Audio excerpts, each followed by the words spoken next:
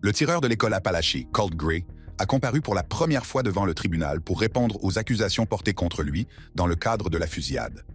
Au cours de la procédure, Gray a fait un geste choquant qui a laissé tout le monde sans voix. Dans cette vidéo, j'examinerai en profondeur les actions de Colt Gray et son comportement au tribunal. Le tireur d'Apalachee comparaît devant le tribunal. Après la fusillade de l'école Apalachee le 4 septembre, le tireur, identifié plus tard comme Colt Gray, a été immédiatement placé en garde à vue et est actuellement détenu au département de la justice juvénile de Géorgie. En vertu de la loi géorgienne, les mineurs âgés de 13 à 17 ans qui commettent des crimes graves sont automatiquement jugés comme des adultes. Toutefois, bien que son cas ait été transféré au système pour adultes, le jeune homme de 14 ans restera en détention juvénile jusqu'à ce qu'il atteigne l'âge de 17 ans. Colt fait actuellement l'objet de 4 chefs d'accusation pour homicide volontaire, un chef d'accusation lourd de conséquences. Sa première comparution a eu lieu le vendredi 6 septembre 2024 dans une salle d'audience du comté de Barrow. Lorsque Colt entre dans la salle d'audience, le cliquetis de ses entraves emplit l'air jusqu'à ce qu'il prenne place à côté de son conseiller juridique. Bien que la procédure judiciaire ait été filmée, le visage de Colt était en grande partie caché par ses longs cheveux blonds. Après avoir pris place à côté de son avocat, le jeune homme de 14 ans a été mis en accusation pour 4 chefs d'accusation de meurtre. Dans une tournure choquante des événements, Colt n'a pas plaidé coupable. À la fin de la procédure, Colt a été escorté hors de la salle d'audience, les poignets et les pieds entravés. Alors que l'enquête sur la fusillade se poursuit, les autorités ont porté leur attention sur le père de Colt, Colin Gray. Colin, qui est âgé de 54 ans, a été inculpé de 4 chefs d'homicide involontaire, de 2 chefs de meurtre au second degré et de 8 chefs de cruauté envers les enfants. Ces accusations découlent des actions ou plutôt des inactions de Colin qui auraient permis à cette tragédie de se produire. Le fait que Colin ait sciemment permis à son fils de posséder une arme a conduit à ces graves accusations contre lui. Avant l'annonce de l'inculpation, 2 sources policières ont révélé que M. Colin avait acheté le fusil de type AR utilisé lors de la fusillade comme cadeau de vacances pour son fils en décembre 2023. Cet achat a eu lieu des mois après que les autorités ont contacté Colin et sa famille dans le cadre de l'enquête sur la menace de fusillade à l'école. La décision de donner une telle arme à un adolescent, surtout s'il a déjà fait l'objet d'une enquête pour menace, soulève de nombreuses questions sur la responsabilité et le jugement des parents. L'accusation d'homicide involontaire implique que les actions de Colin, bien qu'elles n'aient pas été destinées à causer du tort, ont entraîné la mort de 4 personnes. Dans ce cas, l'accusation suggère que les actions de Colin étaient imprudentes et négligentes. Ce n'est pas une surprise, car le système juridique tient les parents et les tuteurs responsables des actes de leurs enfants mineurs, en particulier lorsque ces actes ont des conséquences aussi tragiques. Les accusations de meurtre au second degré indiquent que les actes de Colin n'étaient pas prémédités, mais qu'ils ont été commis au mépris de la vie humaine. Les implications juridiques de ces accusations sont graves, car elles sont assorties de peines d'emprisonnement importantes et reflètent la nature sérieuse de la négligence de Colin. Les 8 chefs d'accusation de cruauté envers les enfants mettent également en lumière l'impact des actions de Colin sur les jeunes vies affectées par la fusillade. Ces accusations suggèrent que la décision de Colin de fournir une arme à Colt pourrait être considérée comme une forme de maltraitance à l'égard des enfants. Le directeur du GBI, Chris Ozé, s'est adressé aux médias, déclarant que les charges retenues contre M. Gray résultent du fait qu'il a sciemment permis à son fils Colt de posséder une arme à feu mortelle. Selon le directeur Ozé, en fournissant à Colt une arme mortelle, Colin a manqué à son devoir de protéger non seulement son fils, mais aussi les élèves et le personnel de l'Apalachee High School. Bien que certains détails de la fusillade aient été rendus publics, nombreux sont ceux qui se demandent comment le père et le fils ont pu se retrouver ensemble face à autant d'accusations. Tout a commencé le matin du 4 septembre 2024, lorsqu'un appel d'alerte effrayant a été reçu à l'Apalachee High School. L'auteur de l'appel, dont l'identité reste inconnue, a déclaré que 5 écoles seraient visées ce jour-là, Apalachee étant la première. Colt Gray, 14 ans, élève de l'Apalachee High School, était en cours d'algèbre ce matin-là. Ses camarades de classe décriront plus tard son comportement comme étant calme et quelque peu renfermé.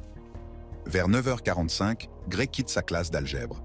La porte, qui se verrouillait automatiquement, l'obligeait à frapper pour rentrer. Lorsqu'un camarade de classe a vu que Gray était armé d'un pistolet, il a refusé de le laisser revenir dans la salle de classe. Refusant de rentrer, Gray s'est retourné et a commencé à tirer. Des témoins ont déclaré avoir entendu 10 à 15 balles tirées en direction d'une salle de classe voisine. Le bruit des coups de feu résonne dans les couloirs, semant la panique parmi les élèves et les enseignants. Un élève a raconté avoir entendu une dizaine de coups de feu. Certains élèves ont d'abord cru qu'il s'agissait d'un exercice ou d'une farce, jusqu'à ce qu'ils entendent un officier crier à quelqu'un de poser son arme. Lorsque la réalité de la situation s'est imposée, les élèves et les enseignants ont pris des mesures immédiates pour se protéger. Dans une salle de classe, l'enseignant a tenté d'enquêter sur les bruits, mais on lui a rapidement demandé de fermer la porte à clé. La classe a ensuite fermé la porte avec des objets et s'est cachée, espérant rester hors de vue. Un autre élève a raconté avoir entendu quelqu'un frapper à la porte en criant « Ouvrez !» à plusieurs reprises avant que des coups de feu et des cris n'emplissent l'air. Vers 10h20, l'école a été mise en quarantaine. Les forces de l'ordre ont réagi rapidement, la Georgia State Patrol et d'autres agences arrivant sur les lieux en quelques minutes. Le directeur du Georgia Bureau of Investigation a confirmé par la suite que le bureau du shérif avait reçu des appels faisant état d'un tireur actif dans l'école vers 10h20, heure locale. Les responsables de l'école ont engagé le suspect et, quelques minutes plus tard, Colt Gray s'est rendu à eux sans autre incident. Les élèves ont été évacués sur le terrain de football de l'école. Il convient de noter que la réaction rapide et coordonnée des forces de l'ordre, notamment de la Georgia State Patrol et du Georgia Bureau of Investigation, a joué un rôle important dans la gestion de la crise. Les blessés ont été rapidement transportés dans les hôpitaux locaux, tels que le Piedmont Athens Regional Hospital à Athens et le Grady Memorial Hospital à Atlanta. Dans ces deux hôpitaux, toutes les parties concernées ont été traitées pour des blessures diverses allant de la blessure par balle à la crise de panique. Le gouverneur Brian Kemp a demandé à toutes les ressources disponibles de l'État de se rendre sur les lieux de la fusillade. La communauté de Winder est restée sous le choc des événements de cette journée, alors qu'elle commençait à prendre conscience de la gravité de la tragédie qui s'était déroulée à l'Appalachie High School. Lorsque la poussière est retombée, les identités des victimes décédées ont été confirmées. Les élèves Mason Schermerhorn et Christian Angulo, âgés de 14 ans, Christina Irimi, enseignante bien-aimée, et Richard Aspinwall, enseignant et entraîneur, ont perdu la vie dans cet événement tragique. Un autre enseignant et 8 élèves ont été blessés dans la fusillade. Le suspect, Colt Gray, a été placé en garde à vue par les forces de l'ordre sur place. Dans un premier temps, les forces de l'ordre n'ont pas communiqué son nom, le décrivant seulement comme un jeune homme de 14 ans. Cependant, le directeur du bureau d'enquête de Georgie, Chris Hosey, l'a ensuite identifié comme étant Colt Gray. La fusillade dans l'école d'Appalachie est la 45e fusillade dans une école en 2024 et la plus meurtrière aux États-Unis depuis le massacre de mars 2023 à la Covenant School de Nashville, qui avait fait 6 morts. À la suite de la révélation de l'identité du tireur, de nombreuses personnes ont commencé à se demander si son éducation avait joué un rôle dans ces actes meurtriers. Il est même apparu qu'il y avait des signes avant-coureurs de ce qui allait se passer dans les actions antérieures de Colt. Le tireur et ses victimes. Les débuts de la vie de Colt Gray et ses antécédents familiaux sembleraient normaux à l'observateur occasionnel, mais cela ne pourrait pas être plus éloigné de la vérité. Le père de Colt était un chasseur passionné et, à ce titre, il y avait des fusils de chasse dans la maison. À son insu, ce loisir allait plus tard occuper une place centrale dans l'enquête sur une fusillade dans une école. L'un des moments les plus marquants de la vie de Colt s'est produit en mai 2023, lorsque le FBI a reçu des informations anonymes concernant des menaces en ligne qu'il aurait proférées. Ces menaces comprenaient des photos d'armes à feu, ce qui en a alarmé plus d'un. Le FBI a interrogé Colt et son père, mais Colt a nié avoir proféré les menaces. Son père a assuré aux agents que Colt, qui avait 13 ans à l'époque, n'avait pas accès sans surveillance aux fusils de chasse qui se trouvaient dans leur maison. Malgré la gravité des menaces, il n'y a pas eu de motif probable d'arrestation et l'affaire a été classée avec un avertissement aux écoles locales pour qu'elles surveillent Colt. Cet incident est une occasion manquée d'intervention. Les signes avant-coureurs étaient là, mais sans preuve concrète ni menace directe. Colt a fréquenté l'Appalachie High School, où il faisait partie d'un groupe d'environ 1900 élèves.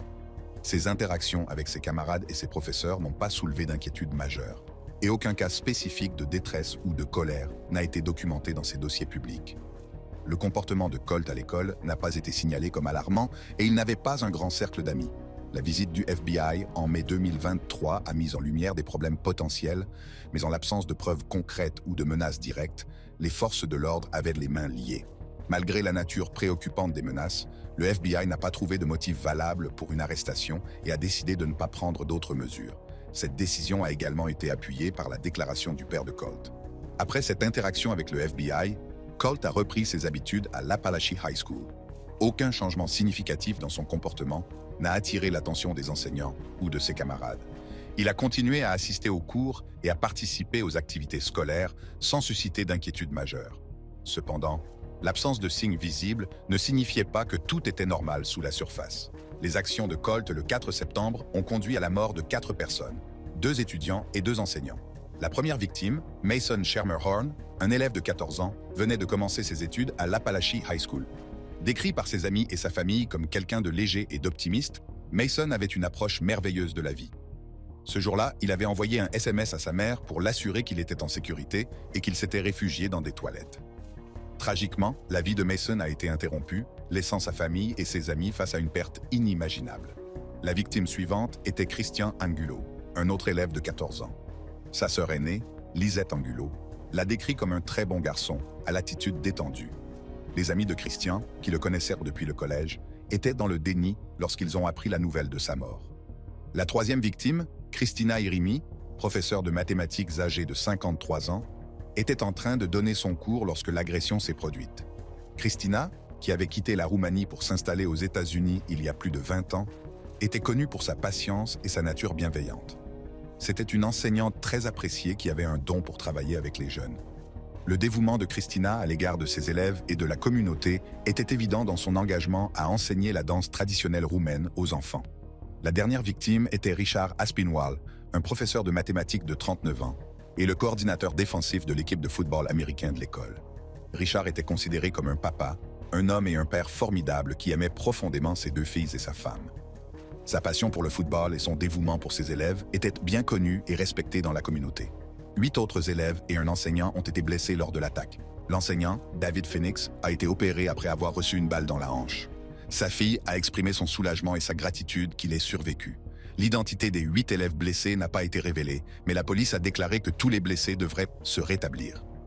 Dans les jours qui ont suivi la tragédie, la réponse de la communauté a été marquée par un élan de soutien et de solidarité. Des veillées et des commémorations ont rapidement été organisées pour rendre hommage aux victimes et offrir un espace de deuil collectif. L'une des commémorations les plus émouvantes a eu lieu à l'école même, où les élèves, les enseignants et les membres de la communauté se sont rassemblés pour rendre hommage aux victimes. Les familles des victimes ont reçu un soutien massif de la part de la communauté. Des collectes de fonds et des collectes de dons ont été organisées pour aider à couvrir les frais d'obsèques et apporter une aide financière aux familles touchées. Des pages GoFundMe ont été créées pour chacune des victimes et la réponse a été immédiate et généreuse. La famille de Mason Schermerhorn a été profondément touchée par cet élan d'amour et de soutien. La famille de Christian Angulo a également ressenti le soutien de la communauté. Sa sœur aînée, Lisette Angulo, a été bouleversée par la gentillesse et la générosité des amis, des voisins et même des inconnus. La page GoFundMe a été créée pour les funérailles de Christian. L'Église orthodoxe roumaine locale, dont Christina Irimi était un membre actif, a organisé un service spécial en son honneur. Le prêtre de la paroisse, Nicolae Clampus, a parlé de son engagement envers sa communauté et de son talent pour travailler avec les jeunes. La campagne GoFundMe, lancée pour soutenir la famille de Christina, a également reçu un afflux de dons, ce qui témoigne de la haute estime dans laquelle elle était tenue. Richard Aspinwall était un mentor et un modèle pour beaucoup. Son impact était tel que l'entraîneur principal de l'école, Mike Hancock, n'avait que de bonnes choses à dire à son sujet. Les hommages à Richard ont afflué de la part de ses pairs sportifs, qui se souviennent de lui comme d'une personne désintéressée et dévouée. Au lendemain de la fusillade, les familles des victimes et l'ensemble de la communauté ont cherché à obtenir justice pour leurs proches. C'est pourquoi les procédures judiciaires sont rendues publiques et le monde entier attend avec impatience de connaître l'issue du procès. La sentence de la Cour. Le parcours juridique de Colt Gray et de son père ne fait que commencer et sera très probablement long, avec une issue incertaine. Toutefois, l'examen des précédentes fusillades scolaires de nature similaire peut donner un aperçu de ce qui va se passer. Le premier tireur dont le cas est similaire à celui de Colt est Ethan Crumbley, l'adolescent qui a perpétré la fusillade du lycée d'Oxford en 2021. Le 30 novembre 2021 a commencé comme n'importe quel autre jour au lycée d'Oxford, dans le canton d'Oxford, dans le Michigan. Les élèves passent d'une classe à l'autre, discutent avec leurs amis et se préparent pour leur prochain cours. Mais pour Ethan Crumbley, 15 ans, cette journée était tout sauf ordinaire. Vers 12h51, Ethan est entré dans une salle de bain avec un sac à dos. À l'intérieur, il a récupéré un pistolet semi-automatique de 9 mm, une arme qui allait bientôt provoquer une horreur inimaginable dans les couloirs du lycée d'Oxford. Sortant des toilettes, Ethan a commencé à tirer dans les couloirs, tirant au hasard sur les élèves qui se déplaçaient entre les cours, ou se précipitaient pour se mettre à l'abri. Le bruit des coups de feu a résonné dans l'école, plongeant les élèves et le personnel dans un état de panique.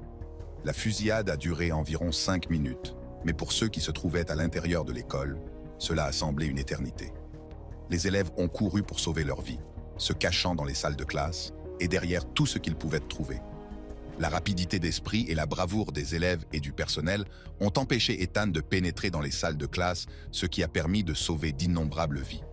Les premiers appels au 911 ont été passés presque immédiatement et les forces de l'ordre ont réagi avec une rapidité remarquable. Des agents du bureau du shérif du comté d'Oakland sont arrivés sur les lieux en quelques minutes. Ethan Crumbley a été arrêté peu après le début de la fusillade. Il n'a opposé aucune résistance lorsque les agents l'ont placé en garde à vue, mettant ainsi fin à la menace immédiate. Alors que la situation était maîtrisée, le personnel médical d'urgence est arrivé pour s'occuper des blessés. 7 étudiants ont été blessés lors de l'attaque et leur transport rapide vers les hôpitaux voisins a permis de leur sauver la vie. Tragiquement, 4 étudiants ont perdu la vie ce jour-là. Dans les heures qui ont suivi la fusillade, les forces de l'ordre ont tenu une conférence de presse pour faire le point sur la situation. Le shérif Michael Bouchard, du bureau du shérif du comté d'Oakland, a confirmé les détails de l'attaque et s'est félicité de la réaction rapide de ses officiers. La menace immédiate ayant été neutralisée, l'enquête sur la fusillade du lycée d'Oxford a commencé pour de bon. Les forces de l'ordre et les équipes médico-légales ont méticuleusement passé au peigne fin la scène de crime, rassemblant des preuves pour reconstituer les événements qui ont conduit à la tragédie. Parmi les éléments de preuve recueillis, figuraient les effets personnels d'Ethan Crumbley, notamment un journal et des vidéos révélant ses inquiétantes intentions. Dans ces documents, Ethan avait exprimé son désir de commettre des actes de violence, ce qui donne un aperçu effrayant de son état d'esprit avant l'attaque.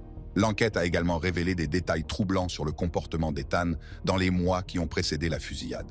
Les rapports indiquent qu'il avait montré des signes de détresse et des tendances violentes, notamment en envoyant des messages inquiétants à sa mère et en faisant des dessins violents. Malgré ces signaux d'alarme, aucune intervention n'a été effectuée pour traiter sa santé mentale. Ethan Crumbley a été inculpé de plusieurs infractions graves, notamment de meurtre au premier degré et de terrorisme ayant entraîné la mort. Initialement détenu sans caution, Ethan a plaidé non coupable et a indiqué qu'il envisageait d'invoquer une défense fondée sur l'aliénation mentale. Cependant, en octobre 2022, il a plaidé coupable de tous les chefs d'accusation, retirant sa défense contre l'aliénation mentale.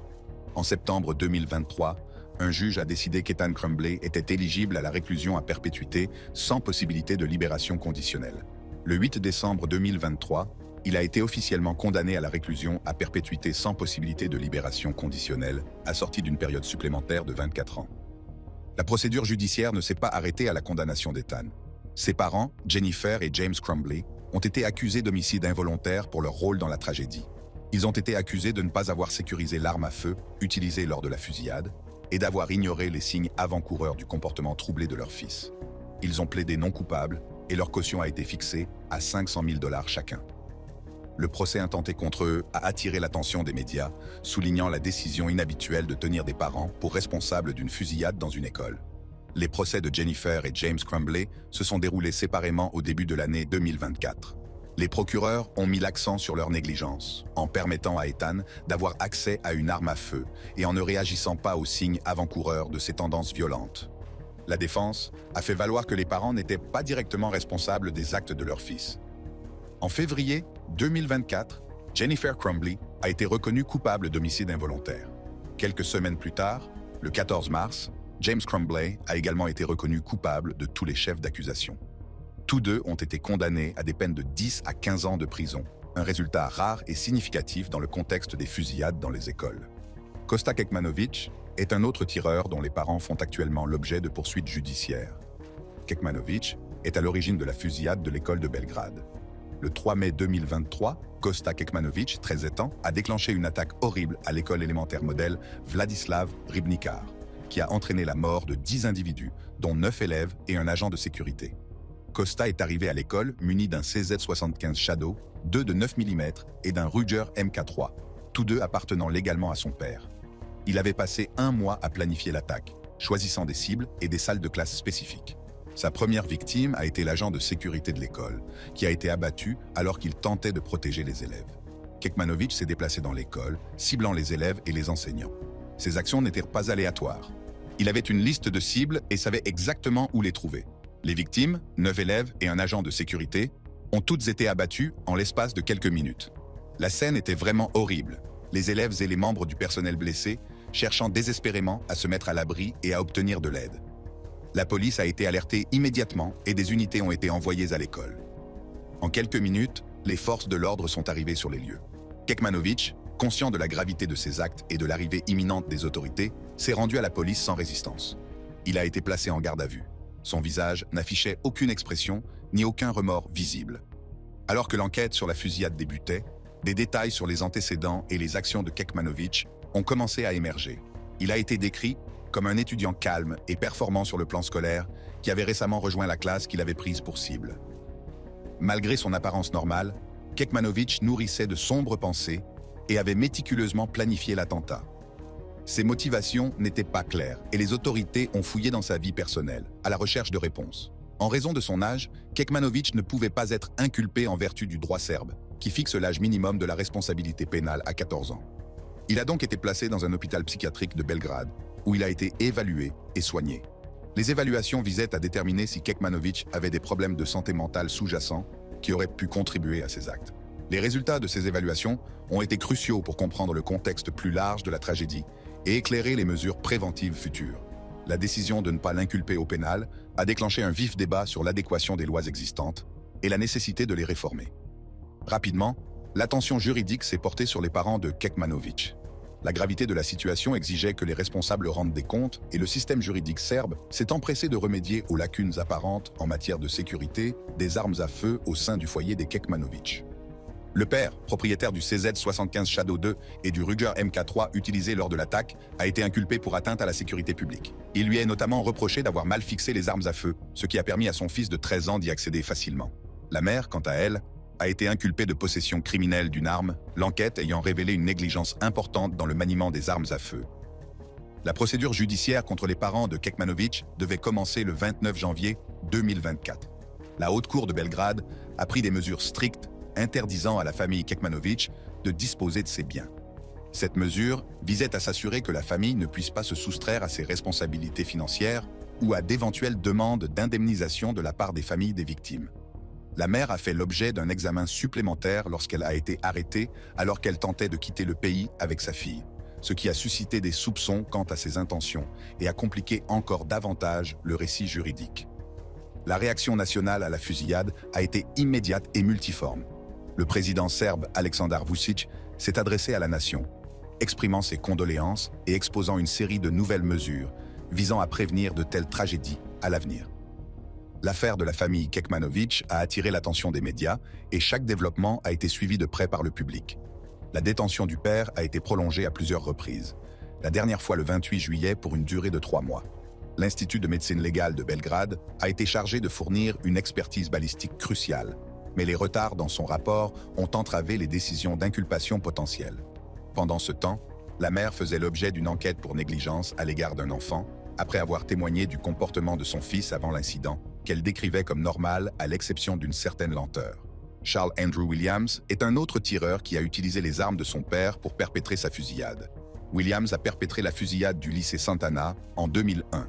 Le matin du 5 mars 2001, Charles Andrew Williams, 15 ans, est entré dans le lycée Santana en portant le revolver Arminius à double action de calibre 22 de son père, qu'il avait pris dans l'armoire à fusil fermée à clé de leur appartement.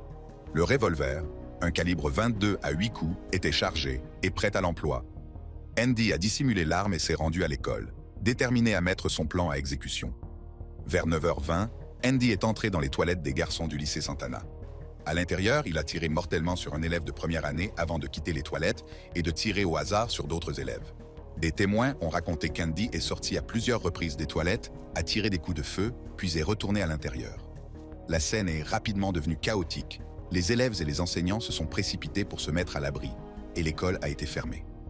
Un enseignant stagiaire, Tim Estes, et le superviseur de la sécurité du campus, Peter Ruiz, sont entrés dans les toilettes pour enquêter sur ce que Ruiz pensait être le bruit de pétards. En entrant, Ruiz a reçu une balle dans l'épaule tirée par Andy. Alors qu'Estes et Ruiz se retournèrent pour courir, Ruiz a été touché dans le dos par 2 autres balles, et Estes a été touché dans le dos par une balle qui a traversé son abdomen. 2 policiers en repos qui visitaient l'école ont été alertés de la fusillade, mais se trouvaient à des extrémités différentes du campus. L'un d'eux s'est approché des toilettes et a appelé des renforts. D'autres policiers sont rapidement arrivés et ont constaté qu'un essaim d'étudiants fuyait le bâtiment, ce qui les a empêchés d'y pénétrer. Les agents qui sont intervenus ont découvert Andy dans les toilettes, ainsi que 2 victimes blessées. Un officier a raconté qu'Andy avait été trouvé en train de recharger son arme, avec la chambre ouverte et des balles insérées dans l'arme. Andy s'est calmement rendu en déclarant « Ce n'est que moi, je suis le seul ». La procédure judiciaire dans cette affaire a commencé par une série d'audiences visant à déterminer si Andy serait jugé en tant que mineur ou en tant qu'adulte.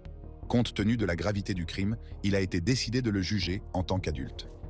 Le 20 juin 2002, Andy a plaidé coupable pour tous les chefs d'accusation retenus contre lui afin d'éviter un procès long et éprouvant sur le plan émotionnel.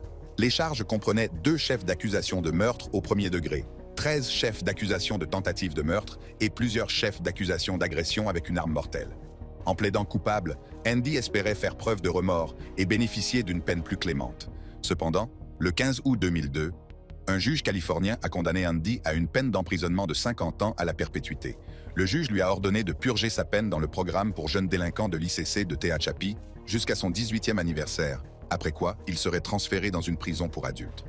Andy a été crédité des 529 jours qu'il avait déjà passés en maison de correction, a été condamné à une amende de 10 000 $ et a reçu l'ordre de dédommager le fonds de dédommagement des victimes. Au cours de sa condamnation, Andy s'est excusé et a exprimé de profonds remords pour ses actes, reconnaissant la douleur et la souffrance qu'il avait causée. Étant donné que tous les tireurs ont été condamnés à des peines sévères et ont payé le prix de leurs actes d'une manière ou d'une autre, on peut supposer que Colt connaîtra le même sort. À la suite de la fusillade de l'école Apalachee, nombreux sont ceux qui estiment aujourd'hui que les parents des tireurs devraient également être tenus de payer pour le rôle qu'ils ont joué dans les crimes de leurs enfants. Consultez nos autres vidéos en cliquant sur les cartes à l'écran.